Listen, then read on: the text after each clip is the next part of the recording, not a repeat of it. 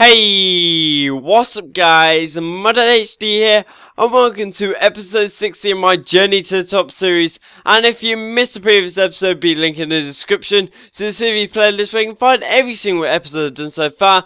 But if I do sound a bit under the weather, I still am a bit bunged up, so if this commentary is a bit nasally, then I'm sorry, very sorry, but we got a game here against Burnley, and the season is fizzling out, guys. We're fighting for promotion against three teams, I would say. West Ham, probably in 4th position, Leicester, us, and Wolves as well. And these big games coming up here. We've got a big game against Burnley. You see there, Valon Barisha.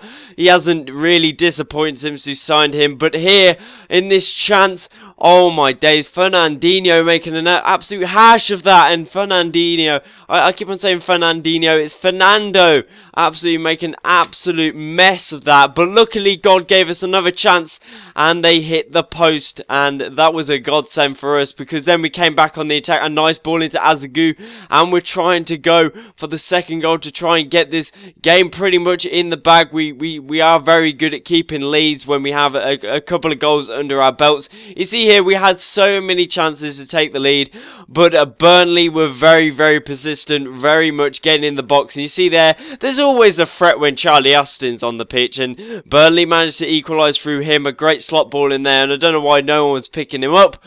But it doesn't matter because we had to fight on further, and Ings here getting played in. He's not a bad striker either. He manages to shrug off Ramirez. I don't know how he did that. And Austin, I think that was Austin, hitting the post yet again.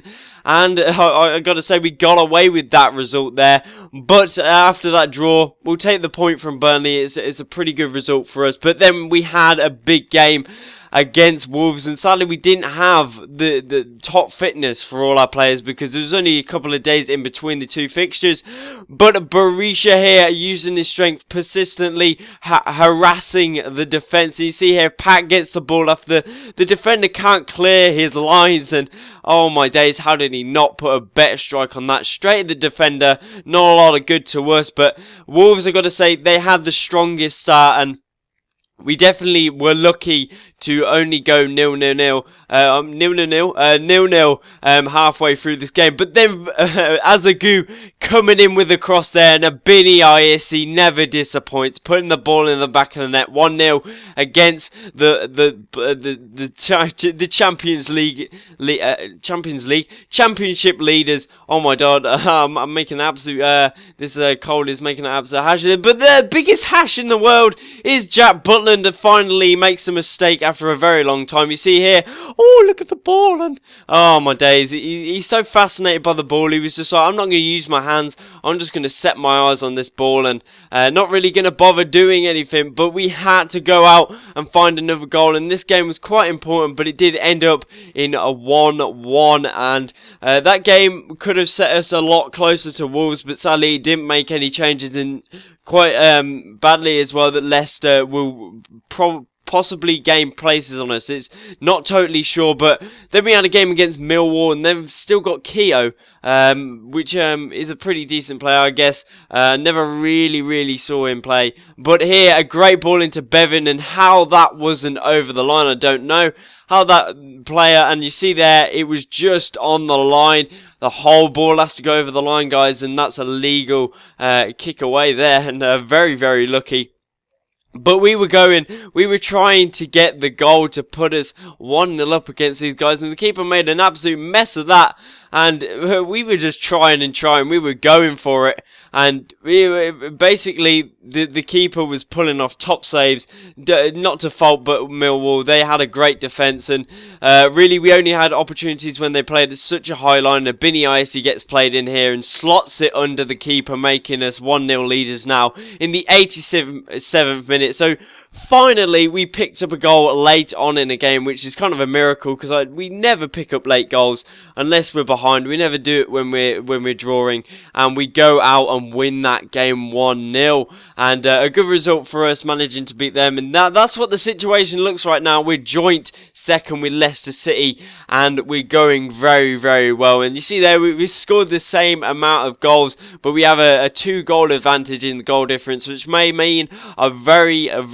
lot well, a lot when it comes to the end of the season. But that will all depend on whether we can keep our record up and just keep on winning these games. And we've got a game here against Huddersfield. They got Lee Novak, who's a very, very good striker. But look at that, a nice cross in there, and Valon Berisha with an absolutely beautiful volley into the back of the net, and he does that Cristiano Ronaldo celebration there. But we were not done there. Pack making a nuisance of himself. You see there, oh my days, how did he not put that one away? But a nice leg save from the keeper, and Pack was being the persistent man. He was trying to get in behind the defence, getting out wide, and you see Valon Berisha, there's his pretty much, he's got 89 dribbling, and that's absolutely immense, and definitely one of my favourite signings ever on this series. And the price tag really doesn't weigh up to how much he's worth, because man, he's worth millions, but tens. I'm going to say he must be worth about 20 million to us right now, probably more than that.